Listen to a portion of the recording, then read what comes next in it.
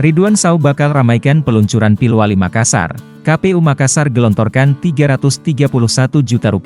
Komisi Pemilihan Umum, KPU, Kota Makassar gelontorkan dana Rp331 juta untuk peluncuran pemilihan wali kota dan wakil wali kota Makassar. Peluncuran tersebut akan dilaksanakan di Anjungan Pantai Losari, Kota Makassar, Senin, 20 Mei 2024. Pada kegiatan tersebut KPU Makassar memanggil beberapa bintang tamu seperti Mongol Stress, Ridwan Saw, serta beberapa influencer.